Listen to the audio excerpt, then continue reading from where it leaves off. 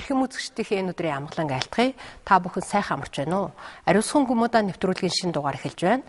Манай өнөөдрийн нэвтрүүлгийн зочноор Гармаа гаржид өрчин Принлелен хийдийн хамблам тайван сайхан өргөдөн ирээд байна. Энэ өдрийн хамгаалал болон айлтгая. Үзэгчтэйхээ. Бурхны шашны дөрвөн их хөлгөн урсгал байдгаа гэж тийм ээ. Энэ маань одоо Нямын ёс, Гаржидвийн ёс, Сажийн ёс, Гэлэгвийн ёс гэж тийм ээ. Тэгэхээр та бол Гаржидвийн ёсны ийм лам хүн юм.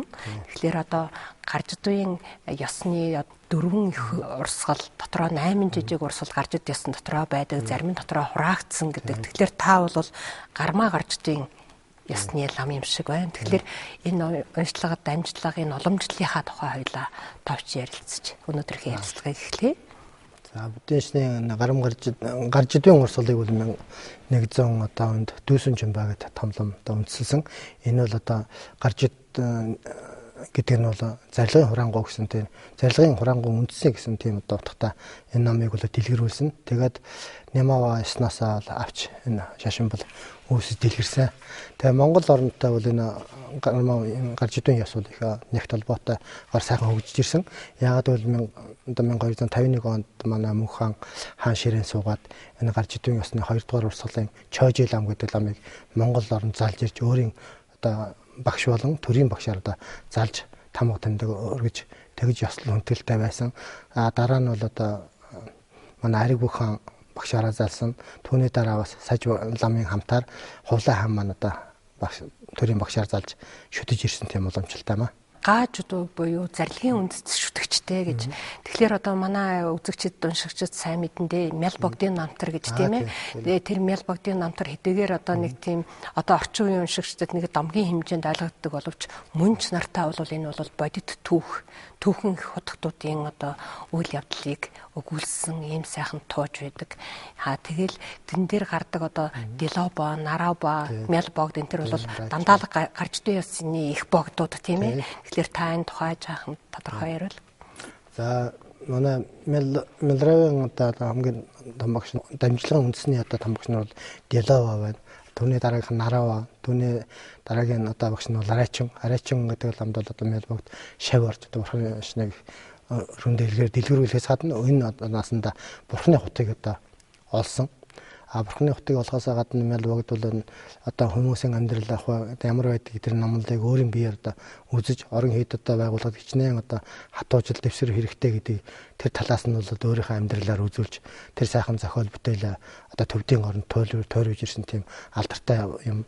Тэгээ монголчууд бол одоо Мял богдын намтрыг бол одоо их олон зууны одоо туршид хаадуудаас ахуулаад одоо орц хүмүүс нь орчуулж тэгээд тэдний одоо судалж монголчуудын амьдрал ахуйда Мял богдыг шүтэж ирсэн түүхэн уламжлал одоо байгаад байгаа. Мял богдыг олон дахин нэг байшинг одоо буруу газар барьчлаа гэдэг. Энийг бол нэг талаас нь аваад үзэхэд бол багшийг шүтэх ёсны тухай. Нөгөө талдаа бол одоо бурхан багшийн номлосон бэлэг пирамидын нөгөө төвчээрийн бэлэг пирамид тийм ээ. Тэ холбогдох ийм л одоо сургаал юм болов уу гэж би дотроо хайждээ шүү. Тий. Тэр 6 бэлэг пирамидын тал дээр бол энэ бүгд талаар нь гарсан байгаа. Тэгээд тэр зундын одоо содов гэдэг одоо хамгийн төвчээр гэж. Тэр төвчээрийг бол одоо маш их одоо амьдралаар нь үзүүлсэн байгаа. Төвчээрийн бэлэг пирамид тийм ээ.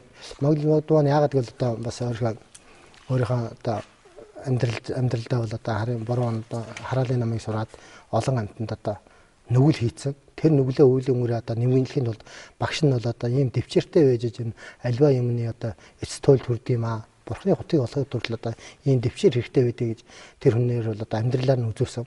Тэгээ олон дахин одоо хийдэр нэг одоо бариулаад буулгаад байсан. Тэгэхэд тэр хүн буцаж няцаагүй. Яагаад бол бурхны гайхамшигтай сургаал төрж олон түмэнд одоо сайн сайхныг одоо түгээхийн тулд ийм одоо төвчээр байх хэрэгтэй гэдгийг одоо үзүүлсэн байна. Энд дээр нэг сайхан жишээ тодол манай бурхны номонд айлцсан олон сайхан сургаал донд бол байт юм л да. Нэг хүн явж исэн чинь их томоо одоо ган цэмбэр үрж исэн гэж байгаа. За энэ яаж байгаа юм гэхээр би энэгээр зүү хийх гэж байгаа маа гэдэг. Тэгэхээр бурхны сургаалыг одоо номыг одоо сурахад усны үргэлж шиг ингээд тасралтгүй сайхан үзчихээ. Тэгээд дэвчээр гэдэг бол ийм одоо хатаа хөтэйг туулж байж ийм дэвчээр гардаг юм шүү гэсэн юмээс үзүүлсэн байт юм л да. Тийм баг тийм ээ. Тэгэхээр та бол одоо мөнх хааны үеэс гарч идвэн яс Монгол тодорхой хэмжээгээр дэлгэрч ирсэн юм а гэж нэлээ хожим үед ингээд бас ажиглаад байхад манай говийн ноён утгтын дамжлагыг бас гарч идвэн яс тал руугаа илүү дамжлагтай юм уу гэж ингэж ажигладаг эрдэмтэн судлаачид тэгж үздэг тийм тал бас байдаг юм шиг байна лээ. Тэгэхээр одоо та бол гармаа гарч идвэн ясны ламаа гэж тийм ээ. Тэгэхээр энэ гармаа гарч идвэн ясныхаа тухай тэгээд манайд байсан одоо хамгийн сүүлийн уламжлал дамжлага тухайлбал юу байна? Энэ тухай жоохон тодруулаад ярил. Гарч идвэн яс бол дотроо та хаваагдлыг хийсэн. Одоо 9 бүлэг хаваагж байгаа. Тэрний гарам гарч идэг гэдэг яс бол одоо хүртэл Монгол онд мөнх хааны залж ирсэн 2 дугаар Чойжи ламаас нь ахвалаад одоо 17 дугаар дүр нь одоо үржин одоо Френлет орж гэдэг одоо агуу хүн далай хөшин хойчин номыг залгамжлна гэх тэр хүн заларчаад байгаа. За тэгээд Монгол орнд тэр гарч идвэн яс бол их хүчтэй байгаад тэр Бэрнэг Махкал гэж одоо тэр гарч идвэн ясны сахиусны юм байна л да. Нэг ясны гомболдоо. Бэрнэг гэдэг нь одоо тэр гарч идвэн ясны талаар. Тэгээ манай ноён хотогт бол одоо шүтдэг байсан. Тэгээ манай ноён хотогтой бол манай бид нар бол хуучд үндэстэнүүд одоо хуучд бол 1913 онд Монгол орнд Богд хаанд одоо хүчин зүтгэхэд ирж Богдоос одоо мөнгөнд хамгаар шагнуулж 3 одоо Дорнотын 3 сумын нутгаар одоо шагнагдаж тэндээ 1925 хүртэл одоо нутгалж байсан. Тэгээд манай хуучд хошоо тий. Тэгээд одоо хөвчин Жанав ангийн тэнд 3 сумын нутаг өгсөн байна. Тэндээс 1925 онд одоо буцаж яваад одоо хуучд хошуундаа очисон. Сүхбаатар одоогийн Эрдэнэ цагаан аймгийн Сүхбаатар аймгийн Эрдэнэ цагаан сум л да. Тэгээд манай Югзэр хотогтой бол багшийн барилгатай байсан. Манай хуучд нам. Манай хуучд тамптай бол говийн ноён хотогт бол багшийн барилгатай байсан. Багштай шаваараа тэр Бэрнэг Махлыг сараар дахиулдаг байсан. Тэгээд одоо шавьдаа зориулаад гүйшил амхаагаад алдартай тэр багш нь сайхан лавирын барьж өгч одоо сараар нь ноён хотогтынхаа одоо тэр сайхан Бэрнэг Махлыг хурж өгдөг байсан байна. Тэгээ Бэрнэг Махлын одоо ван лөнгө тэр хүнд одоо уламжлуулсан. Тэр утгаараа манай ноён хотогт маань Бэрнэг Махлын ванг бол олон газруудад өөрлөгч олон хошуу наашаа халахын олон одоо хошуутуудад бас ван лөнгийг хүртээж авсан байдаг. Тэгэхээр гарч идвэн одоо ширээт ламыг бол гармаа баа гэж алдаршуулаад ах шиг байдаг тийм ээ. Тэгэхээр одоо орчин цагийн одоо дэлхийн бурхны шашны тэргүүнүүд бол одоо тодорхой шүү дээ тийм ээ. Саж тризер мөчөж байдаг юм уу одоо гандан ширээт байдаг юм уу гэл ингээл ярьдаг тийм ээ. Тэгэхээр та энэ өөрийнхөө гарч идвэн ясны тэр гармаа баа ламын тухай жаахан тодорхой айлтвал. За манай энэ лам маань одоо төв дорнод мэдлээд тэгээд одоо 5 настайгаас хятад одоо жалваа гармаа хаан гармаа байсан. Одоо алдар их хүртэж. Тэгээд 16 нас хүртлээр тэнд одоо заларч байсан. Тэгээд эндээс одоо номын хүчээр энтх оронд далай багшийн хойноос одоо очисон байгаа. Тэнд очиод одоо энтхийн засгийн газрын хамгаалтанд орж одоо тэр сайхан номыг бол одоо сураад одоо тэг олон түмэнд их баяныг одоо хүртээдэг. Манай одоо дорж дан гэдэг бурхан багшийн одоо төгс гэгээл бурханы хутыг олсон газар дорж дан гэж байгаа. Тэнд одоо молом чимээ хурдаг. Одоо гарч идвэн молом бол хамгийн одоо өргөн дэлгэр. Ер нь гарч идвэн яс бол дэлхийд дахинд бол асар их хүчтэйгээр төгж байна. 1991 онд далай багштай Монголд заларч ирэхдээ танайхан бол одоо улааны шашны одоо ном тэр онцлогуудаа сэргэх хэрэгтэй гэсэндээ айлтвар айлцсан байдаг. Тэгээ түүнийг бол одоо манай гандан дэвшлэн хийдийн цааржлаа миний номын багш дөнжил одоо цанаа мэдэ гавж деваасан богод лам маань одоо хатуу хөтөө үед одоо таслахгүйгээр өдөө зэрэгтэй нэг авчирсан. Монгол одоо цор ганц тэр хүний уншлаг ном тэр хүний авчирсан дамжлагаар нь одоо ингэж бид нар гарам гарч идвэн одоо сайхан хийдэ байгуулж байна. Тэгээ гарам гарч идвэн ёс дэлгэрүүлж байгаа талаар бид нар 2 удаа очиж та үрдэн Френлет орж одоо их ламда айлтгсан. Их тадаргалтай хүлээж авч бид нарт одоо бас их туслах талаас нь ном уншлагын одоо судар номоо хайрлж бурхнаа хадар хайрлж бид нарт одоо их дэмжлэг үзүүлээд байгаа. Дараагийн одоо үед бид нар хэд орноо бас дуусгаад бол энэ гарч идвэн гэлгүй дамбаа тамжид галман дэвгийн чаваагаад 4 урсгал хоорондоо зөрчилдөө гэсэн тэр богд ламын одоо сургаалын дагуу бид нар сургаал номоо одоо явуулна гарч идвэн номооч уншин гэлэгийнхаа номооч гэсэн одоо хүртэл уншичаад байгаа. Тэгээ манай гарч идвэн бас бол гэлэгийн ёсны одоо тэргүүн богд зон хуваатай байна. Салшгүй холбоотой. Яагаад гэвэл манай Тогон Төмөр хаан бас багшаараа залж байсан. Гарч идвэн дөрөвдүгээр гарч арамжинд орж байгаа. За тэгээд тэр лам буцаад заларч их замд нь манай богзон хулам маань 3 настай байсан. Тэгээд тэр том ламыг залж өөрт нь ууш цахил хүртүүлсэн юм байлаа. Тэр ууш цахилыг хүртүүлээ гунгааны бог гэж одоо богзон хут одоо манай арамжинд орж 4-р гармаа бол нэр хайрлаж сахилын багш нь болж байсан. Тийм багш нь болж байсан тийм учир холбогдолтой.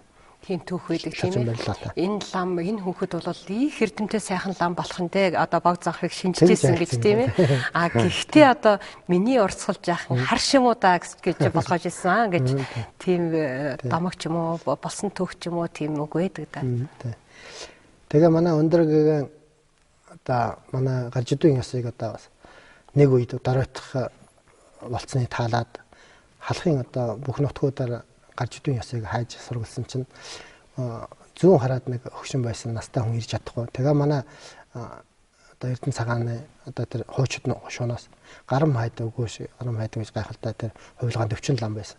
Тэр ламыг залж авчирч хүрээний одоо 30 аймгийн нэгийг Бараг аймагтай нийлүүлээд гарч идүүн одоо тэр аймгийг одоо байгуулж байсан байна.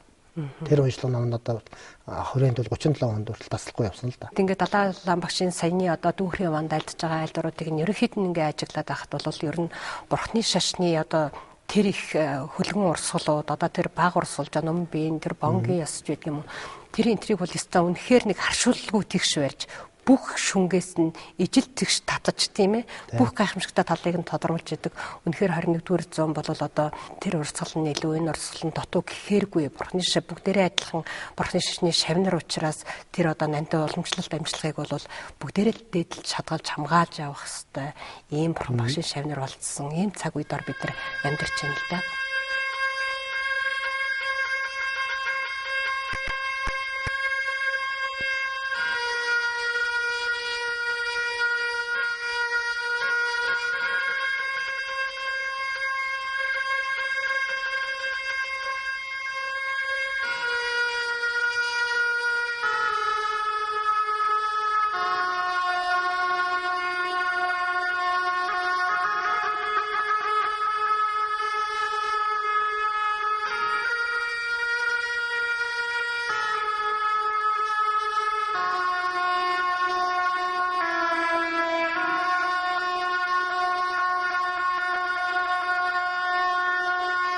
Тэгээ хүн бол төрөхөд бас их нарийн хувь тохиодог.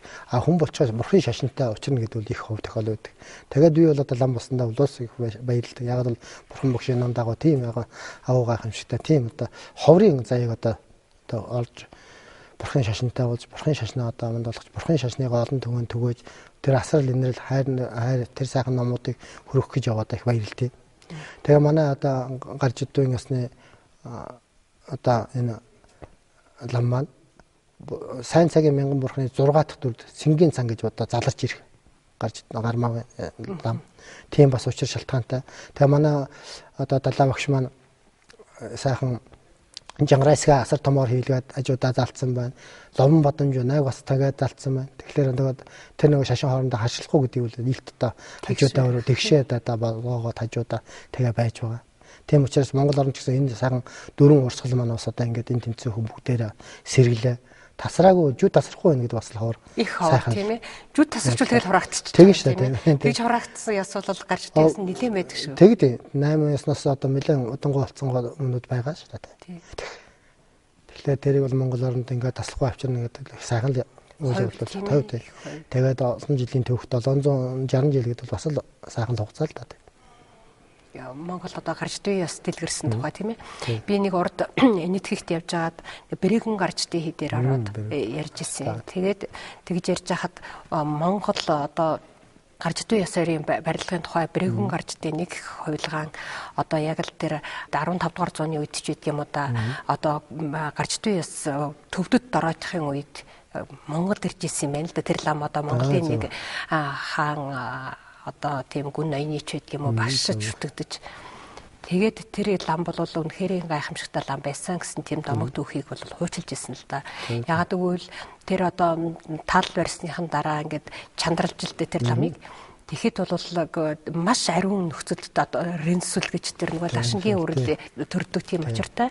Гэтэл тэр ламыг одоо яг өөр шашин урсгалч гэдэг юм уу, дороодж байгаа үе хинч гэж үзсэн юм уу? Нэлийн хүндэтгэлгүй байхад маш их тийм ренсүл ялгарч тэрэнд нь их шүтэж тэр ёсыг их хадгалсан юм а гэсэн тийм хуучийг бол тэр төвд лам нар төвд багш нараас надад тоожлж ирсэн. Төвд Монголын хооронд тогтсон тийм ээ энэ гарч дуй ёсны тухай энэ барилгын тухай үг түүхүүгүүлвэл. За манай нутаг хушуунаас хуучтай одоо ч та одоо 20 одоо гаруй тэмээ ачаатайгаа явж төвдийн одоо алдартай одоо байгаа огмон зэрпүүгүүд одоо хамгийн дэд одоо том хийдийг барьж өгсөн байдیں۔ Түүнийг барьж өгсөн Баян Арны гэж манай нутгийн одоо хүнийг твштэй мөнгөнд бариулаад одоо Бэрнэг махал одоо бурхныхаа баруун зүүн өнцөгт нь одоо байрлуул тэгж тэр орон хийдтэй залсан байдаг. Яг л тэгэхээр өвлийн эзэн наран мэт шүтж одоо тэг сайхан одоо үеийн үед мөнгөлнө гэсэн тэр санааг сайхан тэр хийдүүдэд гаргасан байдаг гэж одоо манай төвхөнд бол байж байгаа.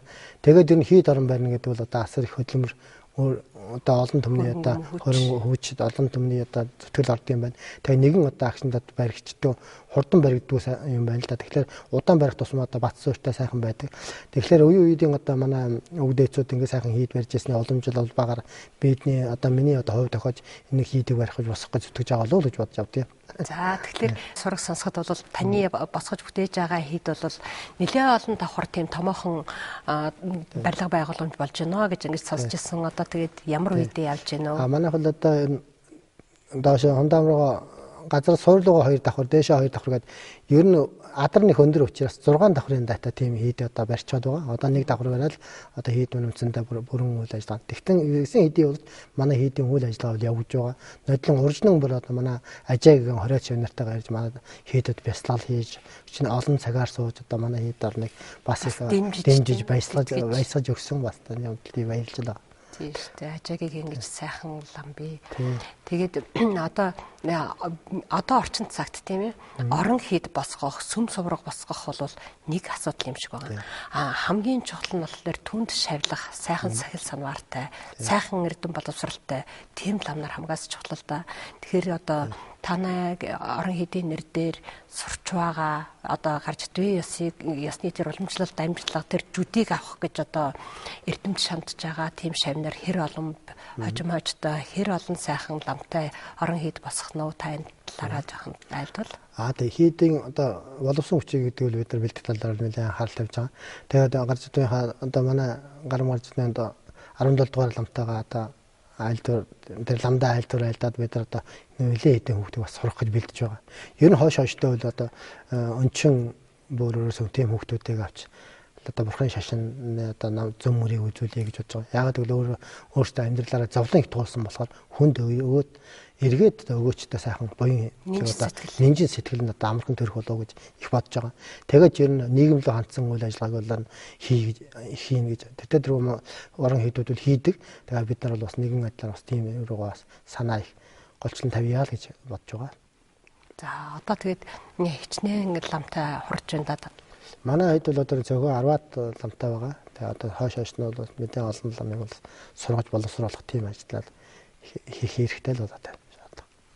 Тиймээ сайхан эрдэмт боловсрох гэдэг бол одоо хамгийн чухал. Тэгээд хэдий ч нэ лам хүн эрдэмт боловсрон төдий ч нэ бид нэр гэгэрн тийм ээ. Тэгээд 1586-нд хамгийн сүүлийн Төмөн засагт хаан маань одоо гарч дэ хамгийн ламыг залсан байдаг. Түүнээс хойш одоо ингээд энэ ном ёснууд бол тасрахгүй байгаад ирсэн. Одоо олон одоо хийдүүдэд сайхан гарч дэ ёсны номууд уншигч байсан да Монголд. Та одоо энэ гарч дүйхаа ясны эрдэм номд хаана боловсрч суралцсан? Ер нь гарч дүйнүүд бол ер нь уламжлуулаад дамжуулж ирнэ одоо дамжлагаар одоо их хвчлэн дандаа тэгж явдаг. Одоо Сиким, Бутанд бол оргилдоо байна. Одоо Тайландд одоо хөрлөө их Тайванд бол одоо их байна. Тайланд бас их дэлгэрч байна. Ер нь дэлхийн олон орнуудад их дэлгэрч байна. Тэр утгаар Канадад явж байхдаа энэ манай гарч дүйн хийдүүд ер нь их дэлгэрэлтэй их авсан их дандаа тэнд байгаа хийдүүд нь ер нь онцгой балууд байгаа одоо ер нь гарч дүйн хийдэг дандаа онцгой ер нь бүтэц цохон байгаа тэр барьсан барилга гэдэргээд ер нь ном суртахаалнууд нь хүртэл их одоо их цагаа олсон юм шиг дэлгэрч байгаа сайхан. сайхан хүчтэй дамжлагтай, их хүчтэй тийм тарны уншлагтай одоо өнөөлөд юм намтраас ингээд аваад үдэд бодсон ч гэсэн тийм ээ тэр багш нарын хувьд чадвар бол их өндөрт гарсан ийм сайхан дамжлага. Тэгээ одоо гарч идвийн ясыг Монгол одоо шинээр хөгжүүлэх гэж тийм ээ энэ ясыг дэлгэрүүлэхийн төлөө одоо хувраг хүний хувьд Бурхны шавийн хувьд одоо ингэж яваа таны цаашдын буян намын үлсэдтэй их амжилт хүсье. За их баярлалаа. Тэгээд намын уржин гармаа дөржин сэл нараад марван болоо жозон дүүсэн гаржид намаа намлаа чанцаалаа. Миний Монголын ард түмнийг энэ одоо хаатан залж одоо шүтжсэн мөрхтөн ном хүчүүд одоо бас авралдаа багтааж эрүүлэг сарван сайхан байх болтугай гэсэн үлзэтэй эрүүл өргөн төвшилье. За тэр эрүүл бацаахан арших болтугай. Ингээд бидний урилгыг хүлээн авч хүрэлцээрсэн танд их баярлалаа. За баярлалаа. Хожим хойно одоо уншлага дамжлага хурал ном дуган сүмийн тухай дахин уулзахын одоо ийм эрүүл төвшүүлье. Нэвтрүүлгийн ерөнхий ивент тэтгэгч Дүнжин гарав худалдааны төв.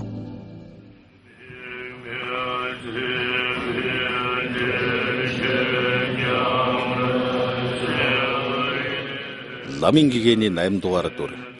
Данзан Жамбал Чойжи шинэн дээр ихэн гэгээнтэн 14 дугаар далай ламд нийт Монголын ард түмэн зориулсан номын их айлдвар айлдах заллага өргөснийг дээр ихэн гэгээнтэн таалан болгож энэ 2012 оны 11-р сарын 20, 21, 22-ны өдрүүдэд бүгд найрамдах нийтийн улсын Дарамсалаа хотноо Очирванын авшиг өгч 3 дугаар далай ламын айлдсан Бодимрын зэргийн Тунгаамал алт хэмээх номын хөтлөхөөр товн гарлаа.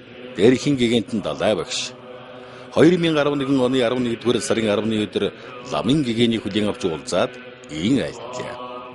Нийт олон монголчууд та бүхний дунд ламын гэгээн хэмээн тодорсон энэ лам одоогоос 2 жилийн өмнө бүгд найрамдах нийтийн улсын гомон дасан шавилгаар морилж ном үзэж байна. Өнөөдөр энэ дээрээд Монголын бурхан шашны сүсэгтнүүд бурхан шашныг судлан таньж мэдэх хүсэлтэй олон залуус оруулан тусгайлан номын айлдвар айлдах заллага над айлтгалаа. Миний зүгээс ламын гэгээний хүсэлтийг дэмжиж байгаагаа илэрхийлж байна. Ярин Солонгос, Вьетнам, Тайван, Япон гээд олон орны бурхны шашинтан хүмүүс байнгын дэрж номын авшиг лүн ван хүртэж ном айлтгадаг. Дээрээс өсөгтнүүдийн горилыг биелүүлж тусгайлан өдөр гаргаж ажлынхан хуваарьд оруулан ном айлтгадаа. Би Монголд байнга очиж боломжгүй. Гаяа очсон ч маш богино хугацаанд шахуу хөтөлбөртэй ажилладаг. Иймээс харин монголчууд маань энэ дэрж номын хайлдварт сууж болно. Өвд Монголын ард түмэн шашин номын нийт улсын барилгатай. Монгол хүмүүс гүн дэлгэр сүсэгтэй. Анх би 1979 онд Монголд очиход хэдийгээр коммунист дэглэмтэй нийгэмд амьдрах хэдий ч монголчууд ямар сайхан сүсэг бишрэлтэйг нь олж харсан юм бэ. Дэрвийн дарга нар нийтийн дунд биеэн барьсан, болгоомжлсон дүртэй байдаг байсан боловч ганцаарчлаад уулзахад ихээхэн сүсэг бишрэл нь ил болдог байж билээ. Одоо цаг өөр болж монголчууд маань ардчилсан нээлттэй нийгэмд амьдарч шашин шүтэх, эрхчлөөгөн олж явсан энэ бол маш том бололт. Бас дээр нь бурхны шашныхан учир утгыг судалж таньж мэдхээр зориуд хүмүүс олон болж байгаад би их баяртай байдаг юм аа. Хамгийн чухал нь бурхны шашны номыг маш их судалж буй билгүүнээрээ өөрийн сэтгэлийг засах, мөн түүнчлэн хоосон чанарыг онох, бодийн сэтгэлийг олох нь маш их дэрх юм. Бурхны шашны жинхэнэ утга нь энэ бөгөөд байн анхааран авлага хийж байх явдал нь чухал юм аа. Нууц тарины өвдсөгч бодийн сэтгэл, хоосон чанарыг онсон бэлгүүн дээр л суурилж олно. Ийм сургуугаар дэмжиг, жигжид, сандуу хичнээн уншаадч нэмрэн баг. Үлгэрлэвэл тосгүй зурсан зам байдал боторхын. Бурхны шашинтан хүн бурхан шашныхан жинхэнэ утга ансиг л мэдхийн чухал юм да. Ламын гэгээнтний айлтгасны дагуу монголчууд та нар минь энэ цуглаад ирвэл миний зүгээс олон өдрөөр дэлгэрэнгүй номын айлдвар айлдах боломжгүй ч 3-4 өдөр ном айлдаж болно. Та бүхэн минь үүнийг сэтгэлдээ болгоогоорой. Баярлалаа. Эрхэм үзэгчдээ Монголын үндэсний олон нийтийн телевизийн ариусхан гүмүдаа нэвтрүүлгийн өнөөдрийн дугаар энэ хүрээд өндөрлөж байна. Манай өнөөдрийн нэвтрүүлгийн зочноор Гармаа гаржид уржин пэрэнлэлэн хийдийн хамлам 50 сайхан өргөдөн ирж оролцлоо. Ингээд дараагийн дугаараар эргэн уулзтлаа. Түр баяртай.